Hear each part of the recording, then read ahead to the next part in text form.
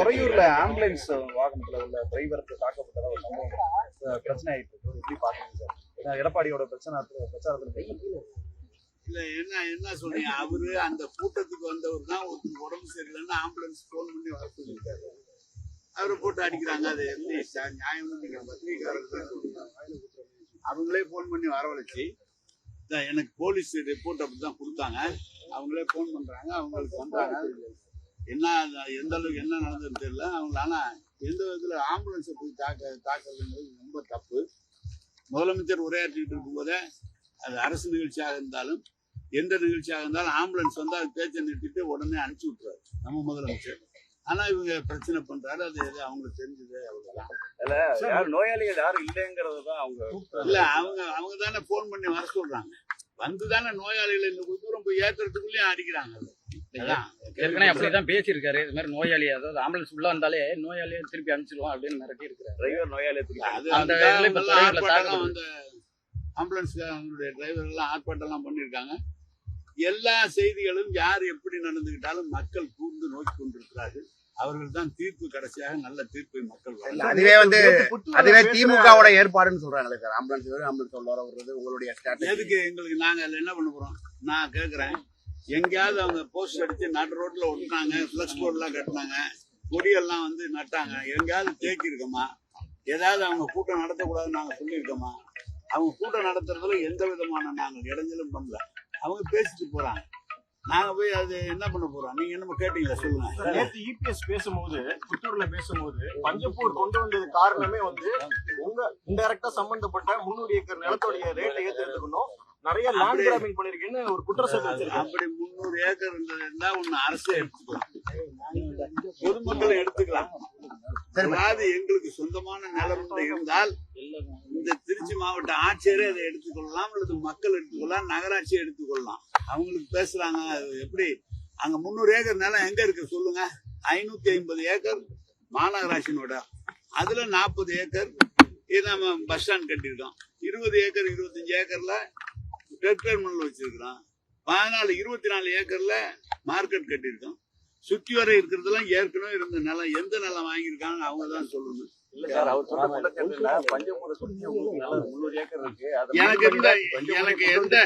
எனக்கு எந்த நிலம் இருந்தாலும் அது அரசுக்கு சொந்தமாக எடுத்துக்கொள்ளலாம். எனக்கு ஒன்றும் ஆட்சேபனை இல்லை. எந்த இடத்துல வேணாலும் கையில் போட்டு கொடுக்குறேன்.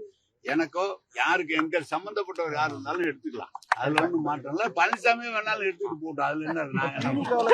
பழனிசாமிக்கு இப்ப பேசுனது ஏடிஎம்கே, அங்க பிஜேபியோட கூட்டம் போட்டதே அவங்க வந்து அவரை தன்னை காப்பாத்திக்கிறதுக்காக தான் கூட்டணிக்கே போயிருக்கிறாரு அப்படின்னு சொல்லிட்டு தான் இருக்கிறான். ஏற்கனவே சொல்லியிருக்கிறான், இப்பவும் சொல்றான். அவரை போற எங்களை நினைக்கிறாரு. அதான் விஷயம். சரி, இப்ப சென்னையில ஒரு நாள் மழைக்கு வந்து தண்ணி தேங்கி பிரச்சனையா இருக்கு. அது முன்னேற்பாடெல்லாம் எப்படி சார்? எப்படி ஒரு நாள் எங்க தேங்கி இருக்கு சொல்லுங்க? 2 நாள் மழை அந்த பாலங்கள்லாம் தண்ணி நல்லா சொல்லுங்க. சப்வே 24 சப்வே 24 சப்வேவும் இறங்கிட்டு இருக்கு. மழை பெஞ்சு 1 மணி நேரம் 2 மணி நேரத்துக்குள்ள எல்லாம் கிளியர் பண்றாங்க. எந்த இடத்துலயும் தண்ணி தேங்க விடுறதில்ல. குறிப்பா இயற்கையை வந்து யாரும் வெல்ல முடியாது. நீங்க இப்ப கட்டமைப்பு இருக்கிற பணி என்பது வானிலை ஆராய்ச்சி மையத்தினால் எந்த மாதம் எவ்வளவு அளவுக்கு மழை பெய்யும் என்று நிர்ணயம் செய்து கொடுத்திருக்கிறார்களோ அதை வடிவதற்குரிய அமைப்பாக பண்ணியிருக்காங்க. ரோடோ, மழைநீர் வடிகாலோ, அல்லது ஆகாய தாமரை அகற்றுவதோ, வாய்க்காலை சுத்தம் செய்வதோ எல்லாம் அதுக்கு செஞ்சிருக்காங்க. திடீரென்று ஒரே நேரத்தில் ஒரு இடத்துல 20 சென்டிமீட்டர் 30 சென்டிமீட்டர் என்று பெய்கிற போது 2 மணி நேரம் 3 மணி நேரம் தேங்கதான் செய்யும், தேங்கிதான் வடியும். நீங்கள் வந்து அவ்வளவு யாரும் ப்ரிடிக்ட் பண்ண முடியாது அவ்வளவு சென்டிமீட்டர் மழை பெய்யும் சொல்லி. ஏற்கனவே அதனால செஞ்சிருக்கிறோம். பல 10 நாள் 20 நாள்ல தண்ணி நின்றதெல்லாம் விட்டு ஒரு மணி நேரம் 3 மணி நேரம் நிக்கிறதெல்லாம் நீங்களும் கேள்வி கேட்கறீங்க, நிருபர்களும் கேள்வி கேட்கறீங்க. எத்தனையோ கோடி செலவு பண்ணிட்டோம்னு சொல்லியும் தண்ணி தேங்குது. 4-5 வருஷமா தொடர்ச்சியா பருவமழையில நிறைய பெய்யுது. எப்படி நீங்களே சொல்லுங்க, நிருபர்களே சொல்லுங்க. மழை பெஞ்சு 1 மணி நேரம் 2 மணி நேரம் கூட தண்ணி நிக்காதா? எப்படி? எனக்கு அளவுக்கு அதிகமா நிக்குது. இல்ல, அளவுக்கு அதிகமா நிக்கல. எந்த இடத்துல டிராபிக் மோசமா நின்று இருக்கா, எங்கேயாவது பாதிக்கப்பட்டிருக்கா, ஏதாவது சொல்லுங்க. அதெல்லாம் சொல்லுங்க. ஒண்ணுமே எல்லா இடத்துலயும் எல்லாம் ரெகுலரா நடந்துகிட்டு இருக்கு. மழை பெஞ்சு 1 மணி நேரம் 2 மணி நேரம் வந்து நின்னா அது என்ன பண்ண முடியாது? அடுத்தது தொடர் மழைக்காலங்கள் எல்லா அனைத்து ஏற்பாடுகளும் செய்யப்பட்டிருக்கிறது. நீங்க வந்து ஏற்கனவே எந்தெந்த இடம்லாம் ஆறுலாம் வந்து WRD இருந்து மாநகராட்சி ஒப்படைக்கப்பட்ட ஆறுகளையும் தூர் செய்வதற்குரிய அனைத்து பணங்களும் ஒதுக்கப்பட்டு பணிகள் துவங்கப்பட்டு நடைபெற்றுக் கொண்டிருக்கிறது. ஆகாய தாமரை அகற்றப்பட்டிருக்கிறது. இதை அமைச்சர் அந்த இலாக்காவுடைய அமைச்சர் என்ற முறையில் அல்ல, முதலமைச்சர் துணை முதலமைச்சர் அதை நேரடியாக கண்காணித்துக் கொண்டிருக்கிறார்கள். இன்னொரு குற்றச்சாட்டு சொல்லியிருக்காரு சார் எடப்பாடி, பதவியை காப்பாற்றிக்கிறதுக்காக தான் முதல்வர் ஃபேமிலியோட இணக்கமா இருக்கீங்க அப்படிங்கிற மாதிரி சொல்லி. யார் என்னையவா? ஆமா, என்னைக்கு சண்டை போட்ட முதல்வர் ஃபேமிலியோட நீங்க சொல்லுங்க. முதல்வர் ஃபேமிலியோட என்னைக்கு நான் சண்டை போட்டோம்? அவங்க தானே சார் எங்க தலைவர். அவங்க சொல்றபடி தானே சார் நாங்க நடக்க முடியும். நாங்க இணக்கமா இல்லாதவர் இவர் வச்சுக்கிறாரா? தங்கமணியை ஒதுக்கி விட்டுக்கிறாரு. இவர் கட்சியில இருக்கிறவங்க என்னென்ன வெளியில பேசுறாங்கன்னு தெரியும். இவர் இதெல்லாம் பத்திரிகையில போடுங்க பரவாயில்ல. நான் எங்களுக்கு கட்சியினுடைய தலைவர் முதலமைச்சர், நாங்கள் முதன்மை செயலாளராக இருக்கிறோம்.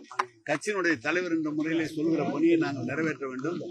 முதலமைச்சர் அமைச்சராக இருக்கிற காரணத்தால் அவருடைய என்ன சொல்கிறாரோ அதை நிறைவேற்ற வேண்டும். இணக்கமா அதே இது சர்டிபிகேட் கொடுத்தது எனக்கு ரொம்ப நல்லது. அவங்களோட இணக்கமா தான் இருக்கிறான், தப்பு தண்டா பண்ணலங்கிற மாதிரி. அதெல்லாம் இணக்கமா இருக்கிறோம் தான், அதுதான் அர்த்தம். வேற என்ன? 9 தொகுதியில பிரச்சாரம் பண்ணிருக்காரு. திருச்சியில பெருவாரியா ஜெயிப்போம் அப்படின்னு சொல்லியிருக்காரு. ஸ்ரீரங்கத்துல பேசிருக்காரு. பெருவாரியா தோப்பாரு. ஜெயிக்கிறது திமுக தான் ஜெயிக்கிறது. ஹிந்தியை கட்டாயமாக்குறாங்க சார். அதை பத்தி உங்களோட கருத்து என்ன சார்? சார், இருமொழி கொள்கை தான் தமிழ்நாடு அரசுடைய கொள்கை. அவர்கள் எவ்வளவு கட்டாயமாகப்பட்ட ஆக்கினாலும் அதை ஏற்றுக்கொள்ள மாட்டார்.